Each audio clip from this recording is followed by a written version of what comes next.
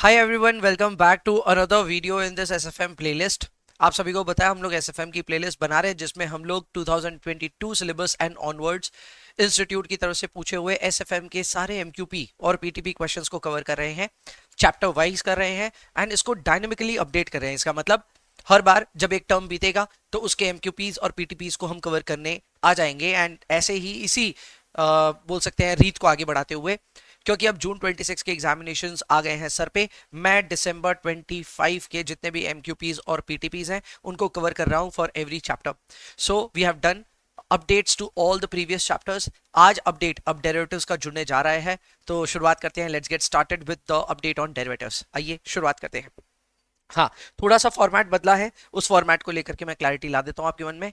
Number one format ये बदला है कि अब हम एक क्वेश्चन बैंक दे रहे हैं आपको, जो कि फ्री टू डाउनलोड है फ्रॉम द डिस्क्रिप्शन। जाइए डाउनलोड कर लीजिए।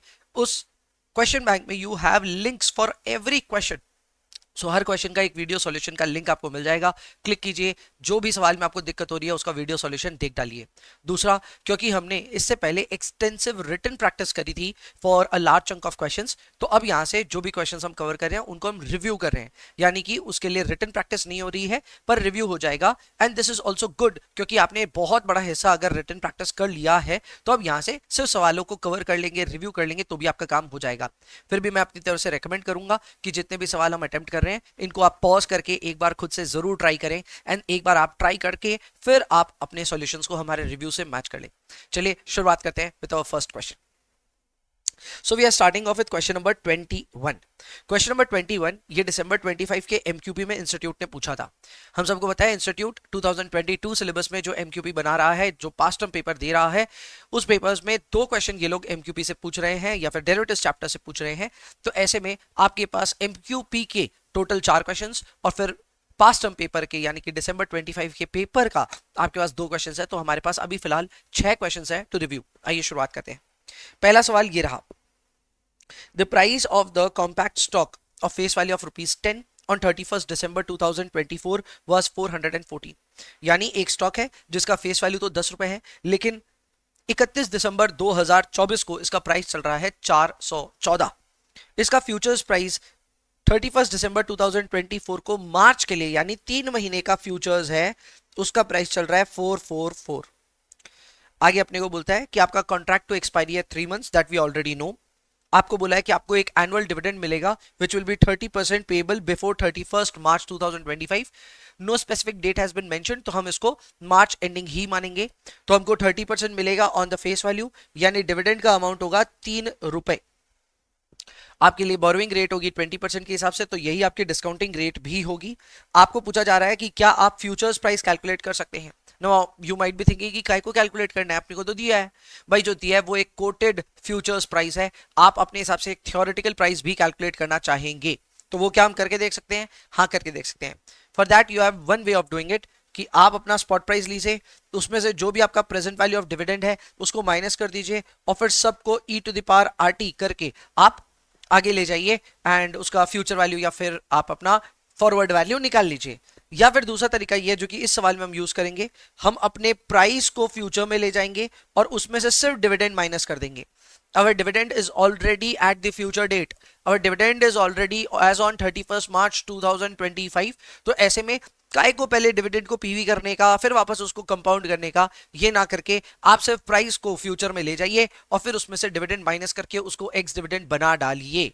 क्या हम यही करने वाले हैं? हाँ। ये करने के बाद ये हमसे पूछेंगे कि क्या कोई आर्बिट्राज अपॉर्चुनिटी एग्जिस्ट करती है। जवाब सिंपल होगा, if the theoretical futures price would not be equal to the quoted price then in that case we will say कि भाई there is an arbitrage opportunity available. आइए देख लेते हैं।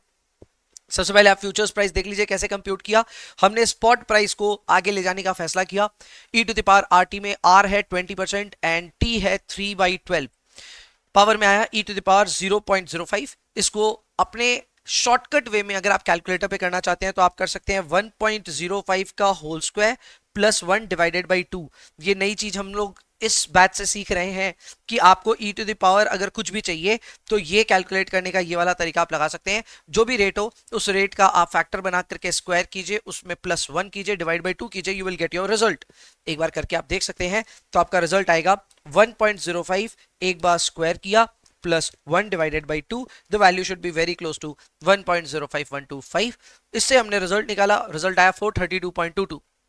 Now, is this different from 444, which is the quoted forward rate of futures rate? The answer is yes. तो arbitrage opportunity exist करती है. तो अब कैसे हम लोग इसका हिसाब बैठाएंगे? बहुत सिंपल है. आपकी जो quoted rate है वो ज्यादा है. Your quoted rate is more than theoretical rate. तो ऐसे केस में आप फ्यूचर्स को शॉर्ट करेंगे. फ्यूचर्स को आप करेंगे शॉर्ट. अब फ्यूचर्स को शॉर्ट करेंगे तो आपको स्पॉट में जाकर के शेयर को खरीदना पड़ेगा. तो आपको करना पड़ेगा लॉन्ग स्पॉट, और लॉन्ग स्पॉट करने के लिए पैसे तो है नहीं, यानी आपको आज करना होगा बोरो.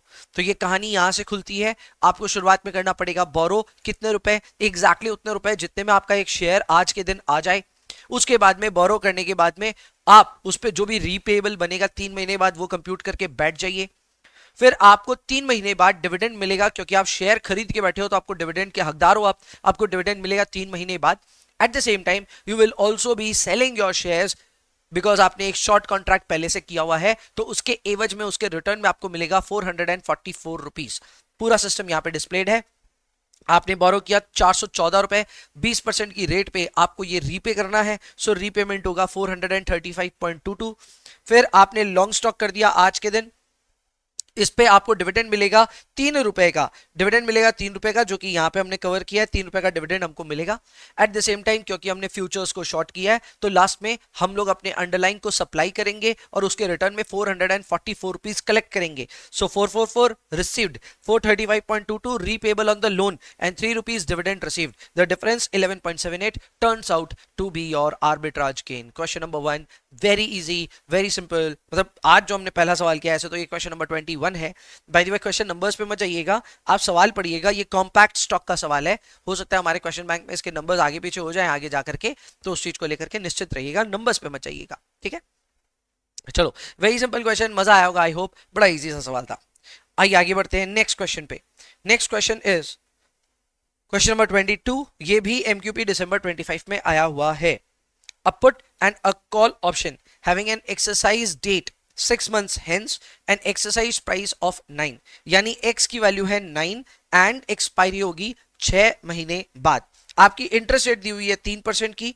आपको बोला है if the put has a market value of 2 rupees the share is worth, यानी S0 इज इक्वल टू 10. तो आप बताओ क्या आप कॉल का पता लगा सकते हो? क्या आप कॉल प्राइस पता कर सकते हो? Well the answer is pretty simple. आप यहाँ पे पुट कॉल पैरिटी लगाइए. आपको जो चीज पूछा जा रहा है उस चीज को LHS में रखिए, बाकी सारे आइटम्स को RHS में रखिए. पुट कॉल पैरिटी वैसे याद भी होना चाहिए. सो पुट कॉल पैरिटी होता है PO plus SO is equal to CO plus X divided by E to the power RT. Correct. तो इसमें P is put, S is spot price, C is call and X divided by E to the power RT is investment in risk free security. तो आपको इसमें जैसे for example call calculate करना है तो call को एक तरफ रख दीजिए, बाकी आइटम्स को एक तरफ कर दीजिए. यही हमने यहाँ पे किया है. Call is equal to PO plus SO minus X divided by E to the power RT. हर एक आइटम की वैल्यू आपको पता है. पुट है 2 रुपए का, स्पॉट है 10 रुपए का, और आपका 9 रुपए एक्सरसाइज प्राइस था, उसको आप डिवाइड करेंगे by E to the power RT. Here R is 3% and T is 6 months. So 6 by 12 is the effect of T.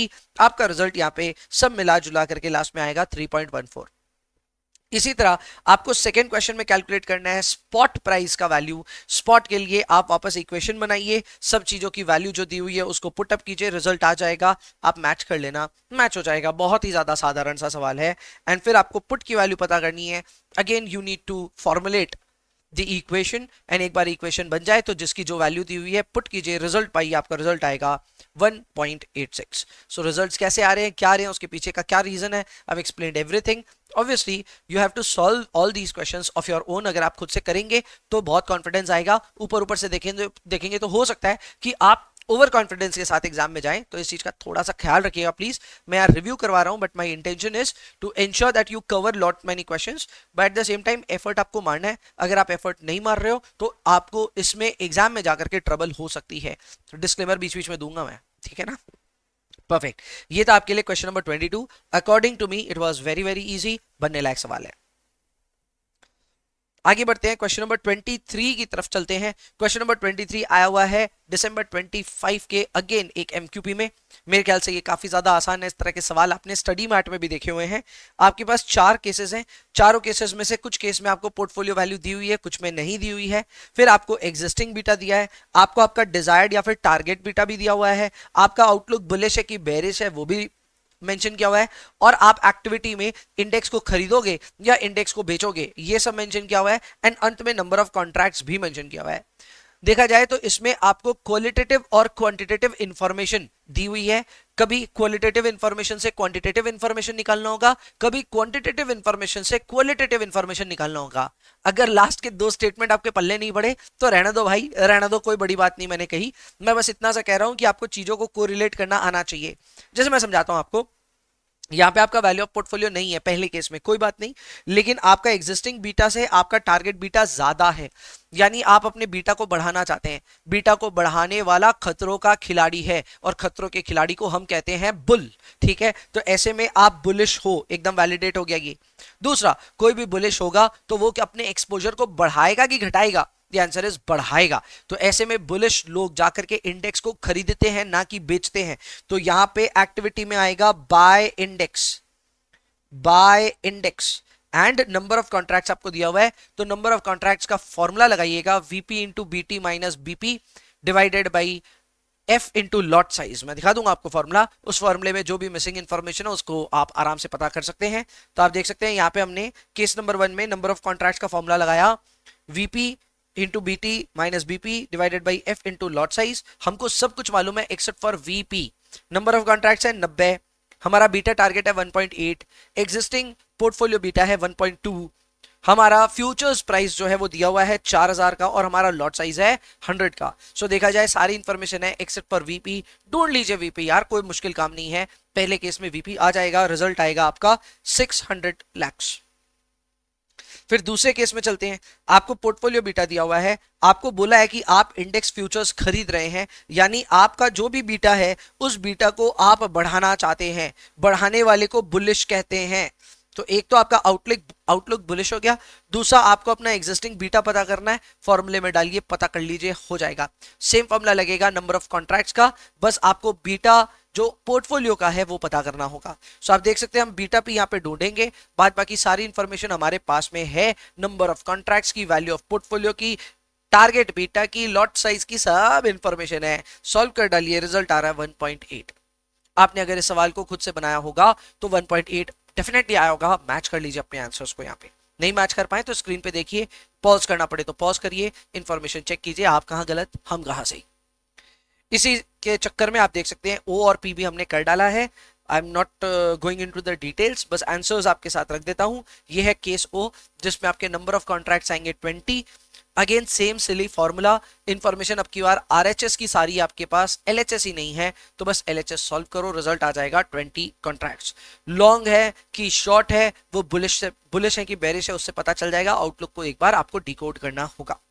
And फिर लास्ट केस में आपको बीटा टी पता करना है, बीटा टी का रिजल्ट आएगा 1.4। अगर आपको डिटेल्स और नुआंसेस में जाना है तो वीडियो को पॉज कीजिए, देख लीजिए अपने रिजल्ट्स को, नहीं तो आगे बढ़ते हैं। नेक्स्ट क्वेश्चन में आते हैं, क्वेश्चन नंबर 24। मैं फिर रिपीट कर रहा हूं भाई, क्वेश्चन नंबर इतना रेलेवेंट नहीं है, क्वेश्चन का नाम ज्यादा रेलेवेंट है। ये सवाल है calculate the value of something something करके, एमक्यूपी दिसंबर 25 में आया हुआ है। मेरे हिसाब से इजी सवाल है। सवाल में एक्सरसाइज प्राइस दिया हुआ है 510 का, आपको स्पॉट प्राइस बोला है 495 से 525 के बीच में, कहीं पे भी हो सकता है, in the interval of 5 rupees. आपको एक्शन और सब कुछ बताना है कि भाई आपके कॉल और पुट में क्या होने वाला है। सो आपको बेसिकली इंफॉर्मेशन देनी है on whether you will exercise और you will lapse the option. And number 2, अगर कुछ ऐसा होगा तो आपको अपने पे ऑफ को भी रिपोर्ट करना पड़ेगा। सवाल में कहीं पे भी प्रीमियम का मेंशन नहीं है, तो ऐसे में आपको प्रॉफिट या लॉस कैलकुलेट करने की जरूरत या फिर आवश्यकता नहीं है। सवाल एकदम क्लासिकल स्टडी मैथ से लिया हुआ सवाल है। मेरे हिसाब से इस तरह के सवाल एग्जाम में जगह पाएंगे नहीं, बट ठीक है, इन्होंने कवर किया तो हम भी देख लेते हैं। तो बहुत सिंपल सा सवाल है सर, कॉल ऑप्शन के केस में आपका पे ऑफ तब बनता है when your ST minus x is greater than 0। ठीक है। सो आप देख लीजिए एस टी माइनस एक्स ना सिर्फ इन 3 केस में हो रहा है, 5, 10, 15 आ रहा है एस टी माइनस एक्स। बाद बाकी इन्हीं 3 जगहों पे आप एक्सरसाइज करेंगे और बाकी जगहों पे आपका ऑप्शन लैप्स हो जाएगा। For put option your payoff is possible when your x minus st is greater than 0। तो x minus st आपका इन 3 केस में पॉजिटिव आ रहा है तो आप यहाँ पे एक्सरसाइज करेंगे, बाकी जगहों पे it is either equal to 0 और लेस देन 0। उन सारे केसेस में you will not be exercising your put option and वहां पे आपका लैप्स करेगा contract, at the same time payoff का वैल्यू होगा 0। सो ये था कॉल एंड पुट ऑप्शन का बहुत ही सिंपल, बहुत ही साधारण सा सवाल, क्वेश्चन नंबर 24। आई होप आपको मजा आया होगा। अब अपने आगे बढ़ते हैं दोस्तों, आ जाते हैं अपने एग्जाम में आए हुए सवाल पे। ये है दिसंबर 25 के एग्जाम में आया हुआ सवाल, हॉन्ट लिमिटेड समथिंग करके ये सवाल है। चेक कर लीजिए, क्वेश्चन नंबर 25 हमने अभी फिलहाल रख रखा है, आगे जाके नंबर बदल सकता है। तो हॉन्ट लिमिटेड का जो इक्विटी शेयर्स है वो ट्रेड कर रहा है करंटली 648 पे। सो S0 इज इक्वल टू 648। 3 महीने बाद ये प्राइस 680 या 616 जा सकता है। ये बाइनोमियल का सवाल लग रहा है। सो ऊपर जाएगा तो 680 पहुंच जाएगा, नीचे जाएगा तो 616 पहुंच जाएगा। इसकी probability of upside and downside दे दी है, तो आपको रिस्क न्यूट्रल प्रोबेबिलिटीज कैलकुलेट करने की जरूरत भी नहीं है। आपको बोला है कि there is a call option on the shares that can be exercised only if it crosses the exercise price of 640। तो आपका एक्सरसाइज प्राइस है 640 का, ये भी आपको बता दिया गया है। आपका रिस्क फ्री रेट है 6% करके, ये भी आपको बता दिया गया है।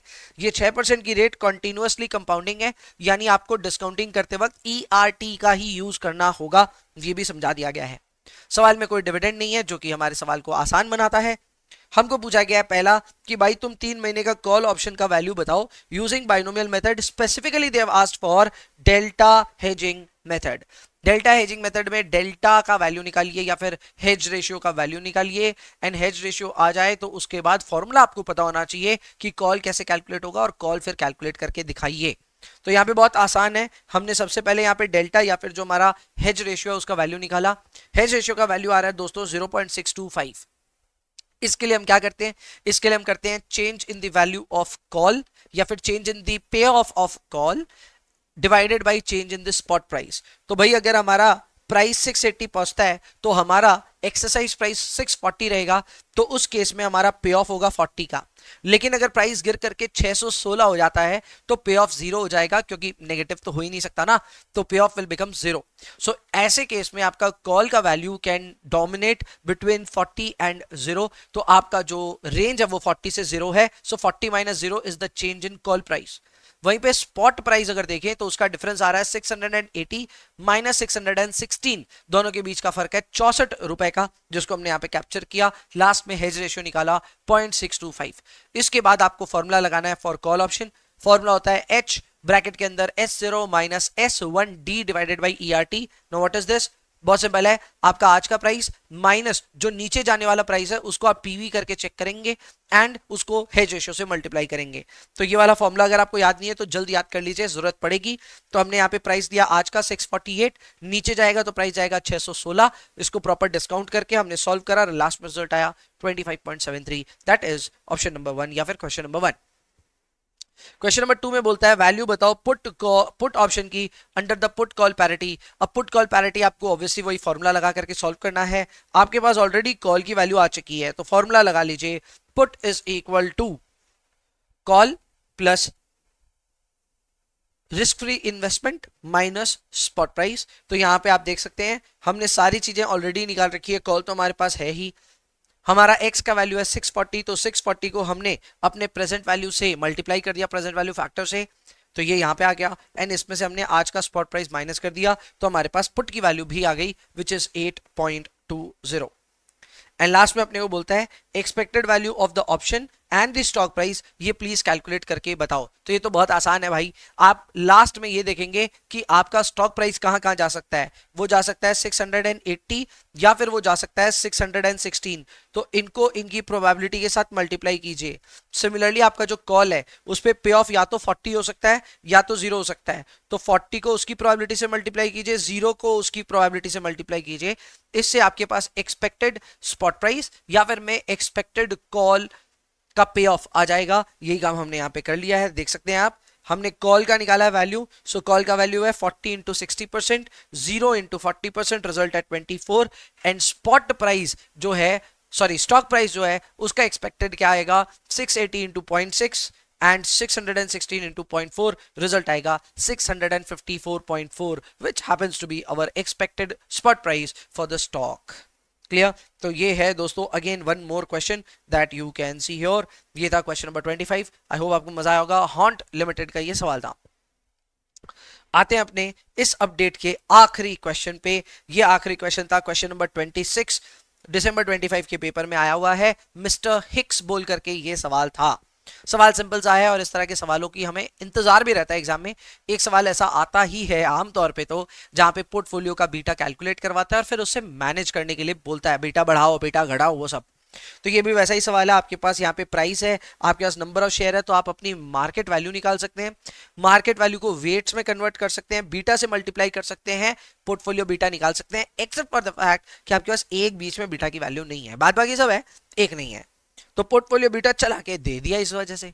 तो बेसिकली क्या हो रहा है, आमतौर पे क्या होता है, they give you all the beta values and they ask you to calculate portfolio beta. यहाँ पे थोड़ा सा ट्विस्ट है, पोर्टफोलियो बीटा दिया हुआ है और बोल रहे हैं भैया वो जो एक मिसिंग है ना वो निकाल के बताओ। तो यार इट इज वेरी इजी। मेरे ख्याल से आप पहले वैल्यू निकाल लो, वैल्यू निकाल करके वेट निकाल लो और वेट के बाद वेट इंटू बीटा कर दो। करेक्ट?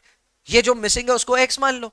तो अगर मिसिंग वाले को x मानोगे तो वो जो भी वेट होगा वेट इंटू एक्स आएगा। सबको जोड़ करके आप इसको इक्वेट कर देना 0.859 से, रिजल्ट आ जाएगा।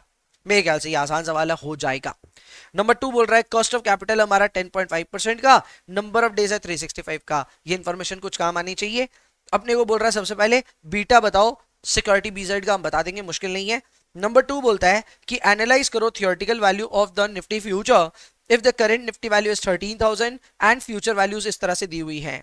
अब ये बात ध्यान देना आप, आपका जो कॉस्ट ऑफ कैपिटल दिया हुआ है 10.5%, ये कॉन्टिन्यूअस नहीं दिख रहा है, कहीं पे भी बोला नहीं है, तो हम इसको डिस्क्रीट मानेंगे। डिस्क्रीट मतलब नॉन कॉन्टिन्यूअस। तो इसको कॉन्टिन्यूअस कैसे बनाएं? बहुत सिंपल, आप इसका लॉग नॉर्मल करेंगे।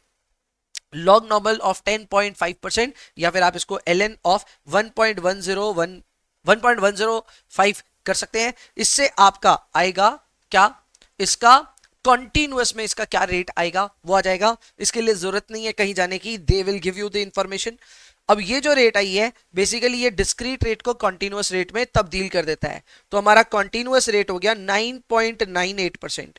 जहां डिस्क्रीट रेट इज 10.5 वहीं पे उसका कॉन्टिन्यूअस रेट हो जाता है 9.98। अब जाहिर सी बात है जब आप डिस्काउंटिंग करेंगे तो आर को ना 0.098 लेकर के सॉल्व कीजिएगा।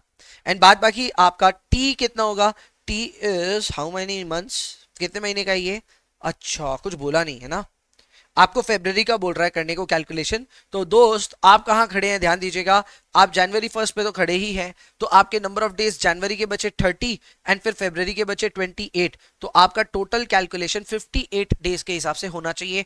चेक कर लेते हैं एक बार।